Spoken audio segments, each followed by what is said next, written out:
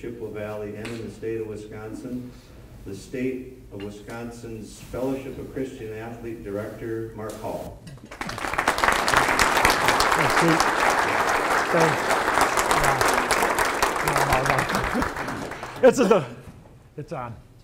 It's a delight to be here. I've had a chance to serve now with the Fellowship of Christian Athletes for 25 years. When I came up here, they asked for a 3-year commitment. I told them I could give them 2. We thought we were going to go back overseas again. I was about ready to do that. You see, there was a pastor at a church I was attending that shared with everybody there. He said this: the burden of proof lies upon you to show that God is not calling you to a mission field. Well, that kind of rolled around in my soul, and so 2 years later, I went over. When they tell you missions experience changes your life, I will vouch for that. I came back married. I went back over again. We came back with a kid, man. I was changing your life. Holy cow. Our first daughter was born in the Philippines. That's where we were at. I was working at a refugee camp with Laotian, Cambodian, Vietnamese refugees. And for the last month, I left my wife in Manila because that 3 hours of hard drive would have induced labor if she were on it. And so she was there in Manila. I was going back and forth, and we were praying that she would give birth on a weekend so that I could be there. Well, God so chose to answer that prayer, and at 2 a.m. on a Sunday morning, my wife nudged me and said, "It's time to go in." Well, some of you that know me here know that normally I'm a pretty calm guy. But I got a little flustered. And I got on the phone. I did call the hospital. I just said, "My wife, she's going to have our baby." And the operator said, "Is this her first child?" I said, "No, this is her husband." I said, anyway, we got in there, and I thought I had it worked out to be in on the delivery. They don't do it that way. We had a different doctor. It's 2 a.m. They stopped me out there. I'm too tired to argue, and they take my wife in. I sit out in the waiting room with a Filipino man whose wife is also in giving birth.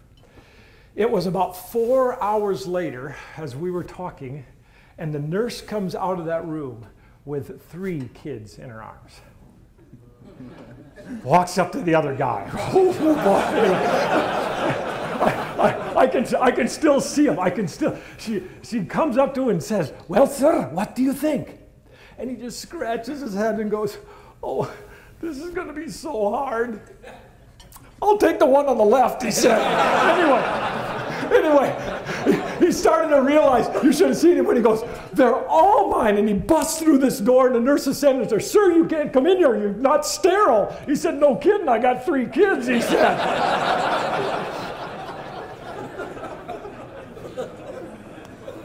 Well, that was 25 years ago.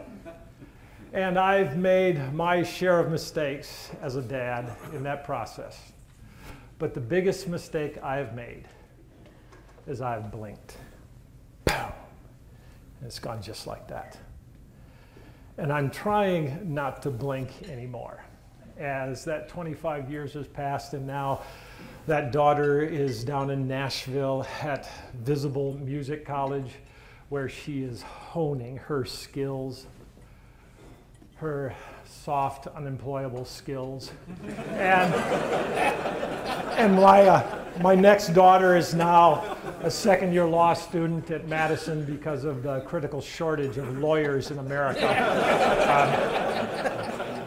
And my son is in Colorado Springs going to grad school, now 1 year removed from chemotherapy. And it is a blessed journey for which I am doing my best to keep my eyes open. But I've come to the conclusion that that's impossible, because we are not designed for time, we are designed for eternity. And it just keeps going faster.